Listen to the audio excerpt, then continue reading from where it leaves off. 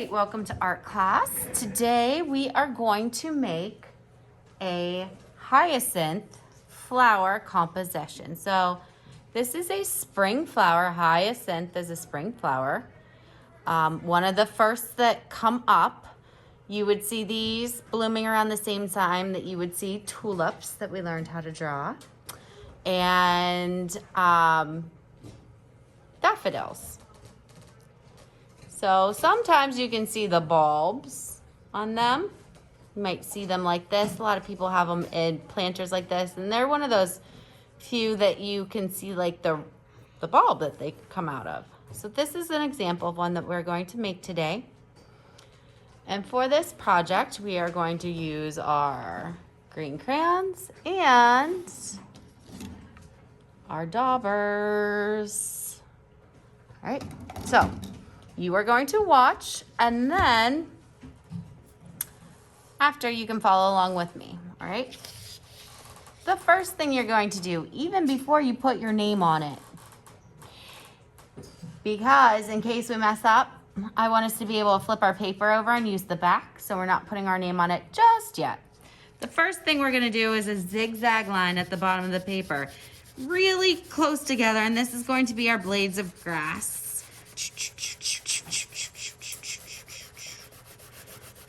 All the way across. And you're gonna say, oh my goodness, this is taking forever. It does take a little bit of time, but only a minute or so.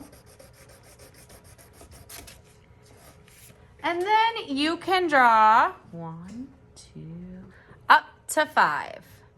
That means you could draw 3, 4, or 5 flowers. I recommend doing at least 4, but if you really only wanted 3, you could. I'm going to do all 5.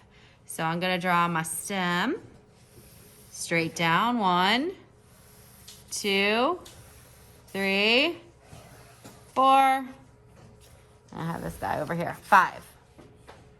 Now, when we look at these flowers, they have those really tight kind of leaves that come up. Do you see how it's like almost going around our flower here?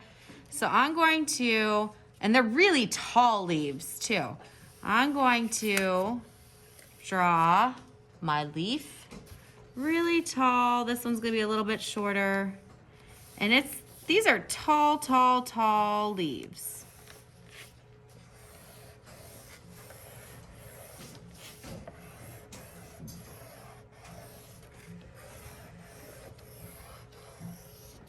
Okay, and I'm going to color these in. Now, if I wanted to put something else in my sky, I really probably could, but I'm not going to right now just because I want to see how my flowers shape up before I start decorating my background. But some kids have put like bumblebees flying in the background, but they would have to be clear up here, or a sunshine or clouds.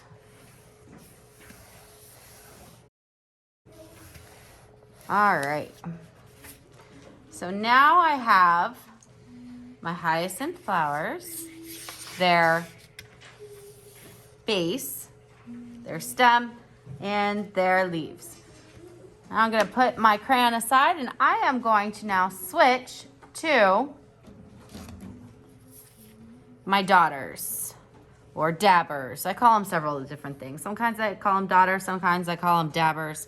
But either way, what they are, we've used these before, is paint in here and it's got a sponge top. All right. So one of the most important rules about using this is that you go straight down and straight up and never smear it because you'll rip the sponge off of them. Okay, so I'm going to start with red.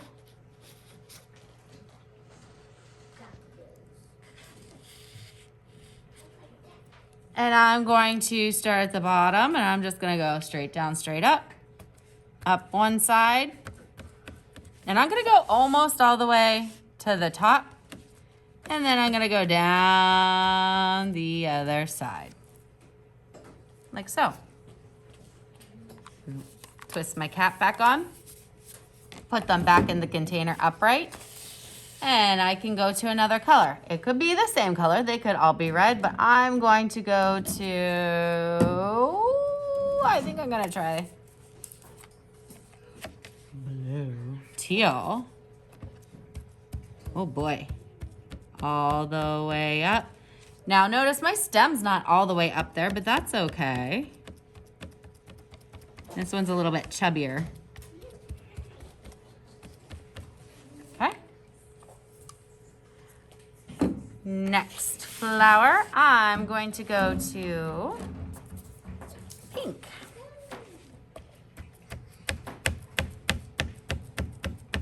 Now, if your dabber or daughter doesn't work right away, that's okay. You're the first ones to use these in a little while. So you might just have to give it some time. What did Mrs. Shardle forget? Her name. I did forget my name, and we should have put our name on. We should have put our name on before we did the paint. I'm gonna see if I'm gonna try not to get this all over my paper and put my name. And my class code, in this case, it's KC, but if you're joining me in another class, it would probably be something different. Right? Okay, back to painting with the daughters, with the dabbers, all the way up, all the way down. Maybe I'm gonna make this guy a little chubbier. This one kind of looks like corn. And I think I'm going to end with, I'm gonna go purple. Ooh. It is, it's a very pretty purple. So straight down and straight up, never smearing it. When you are done,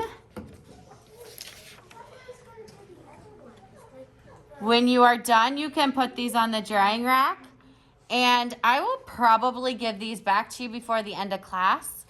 I just want them out of your way while you are working on something else, and then we'll give them back so you can take them home with you, okay? All right.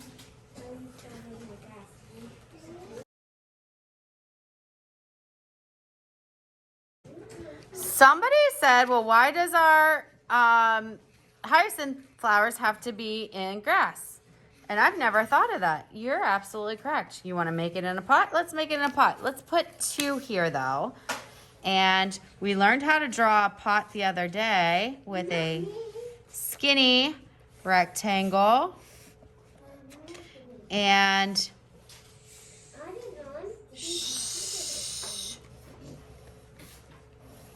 our kind of squished square. But we are going to probably have to put something behind them, tabletop-wise, right? And you can color them in and design them. But that would be very similar if you were to do it in a pot. But I think if we do it in a pot, we could probably even include the bulb. So maybe we do a half circle, color that in.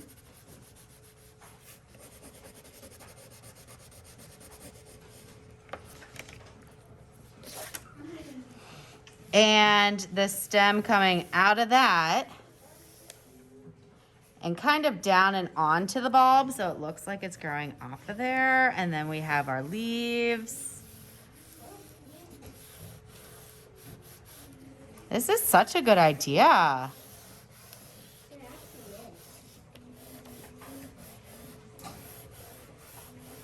And I'm gonna put some green on my bulbs. And you would color much nicer than Mrs. Shardle's coloring. But then you could go ahead and put your hyacinths